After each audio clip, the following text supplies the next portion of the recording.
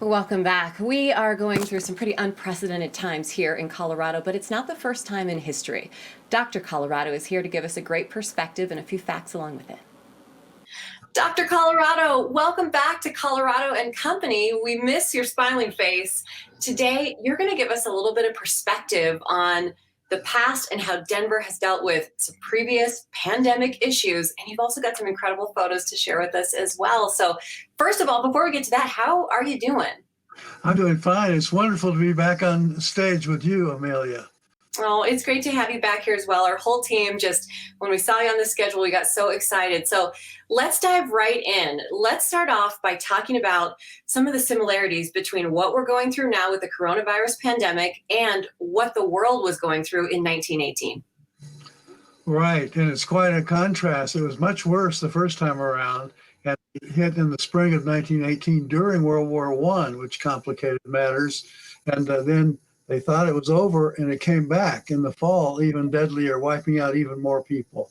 They were saying like a third of the population of the world was gone, millions and millions of people. And of course, with all of these figures, we don't really know. It's probably much greater than we have any record of. It killed Mayor Spear, who had pushed not only the City Beautiful idea, but a healthy city.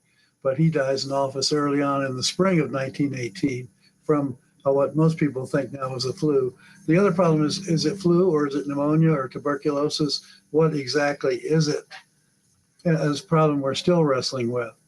And Dr. Colorado, for the first time in our lives, at least here in the US, we're being asked to wear masks, right? To protect those around us as well as ourselves to stop spreading germs. But this actually isn't the first time that we've actually worn masks to protect ourselves from illnesses like this. Right, Amelia, in 1918, they were asked to wear a mask. And they're awfully uncomfortable, aren't they? I've never gotten used to them. I can see why some people regret wearing them. And here we have a shot of 1918 with the Fitzgerald family on South Pearl Street in Denver, all masked up. Behind the head here, you can see two stars on that banner. I think that represents two sons in the military.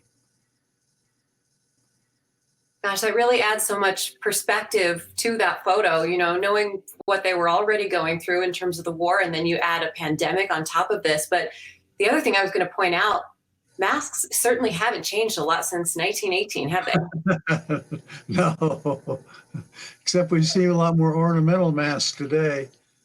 Exactly. Yeah, the more sophisticated ones in the hospitals for sure, but when we're at home trying to make them out of our own t-shirts, it sure does look pretty similar there. Well, let's switch things up. Let's talk about current day. We're going through COVID-19 here in Colorado.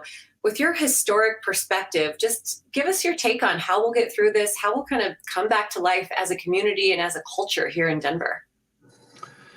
Gosh, that's hard to predict, as everyone says, but I'm afraid there probably will be a reoccurrence that people will jump the gun on opening too soon because it is such great pressure on us to reopen, and everybody wants that to happen. So I'm afraid we may have a repeat of what happened in 1918 in that sense. In your opinion, Dr. Colorado, what types of images will we be looking at 100 years from now, or our relatives 100 years from now, to really represent what we've gone through here in Denver locally? That's a good question. Probably be wearing masks like they did in 1918. You'll see a lot more dogs and people walking. I think dogs love this epidemic because they get so much attention. They get a lot of walking around. I know my wife and I have taken to do a daily walk, which is probably health-giving, countering the virus. And those store shelves too, right? You've got a great image here of one of your views as you went shopping, just hoping to find the basics. A lot of people hit the panic button. And of course, any kind of paper towels or hand sanitizer were hard to come by. I did go to the store yesterday and did see there's plenty of meat still on the shelves. I have a sort of off-script question here for you, Dr. Colorado. What do you think we're missing from the store shelves in 1918?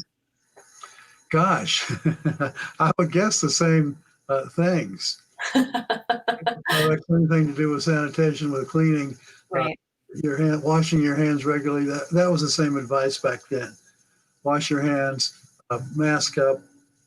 One point I'd like to add is about the term Spanish flu, if this is appropriate. it's interesting that you blame things on somebody else, never on America.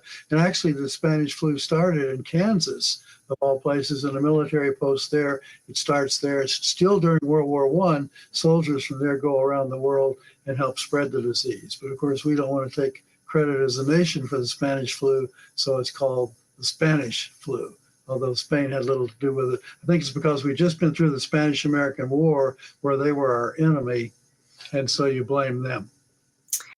Yep, it's interesting how history repeats itself, isn't it? Boy. Yeah.